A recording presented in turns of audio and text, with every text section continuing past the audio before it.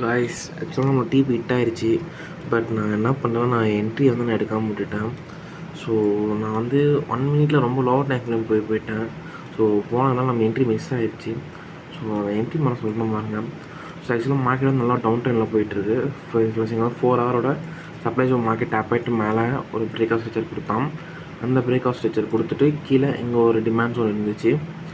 So அந்த demand ஜோனில் market full liquidity எல்லாம் கிராப் ஆகிட்ட அப்புறமா ஸோ அகைன் அந்த லிக்விடிட்டிலேருந்து ஒரு பிரேக் ஆஃப் ஸ்ட்ரக்சர் கிடச்ச உடனே கீழே டவுன் சைடில் இருக்க எக்ஸ்ட்ரீம் டிமாண்ட் ஜோனில் என்ட்ரி போட்டேன்.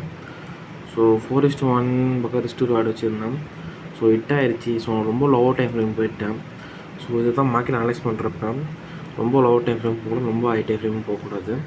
ஸோ ஸ்கேல் பண்ணும் போது மீடியம் டைம் ஃப்ரேம்ஸை ஸ்கேல் பண்ணுவோம். ஸோ நான் இந்த கேண்டில் இங்கே ஸ்விஃப்ட் ஆன ஒன்று பிரேக் ஆஃப் ஸ்ட்ரக்சர் கிடச்சிட்டு ஸோ அடுத்து தான் இங்கே ஒரு சப்ளை ஜோனில் இங்கே என்ட்ரி எல்லாம் நினச்சேன். ஸோ பட் ஆனால் மிஸ் ஆகிடுச்சு இந்த entry. Easy entry but missed. Okay, பார்த்துக்கலாம் நெக்ஸ்ட் டேயில்.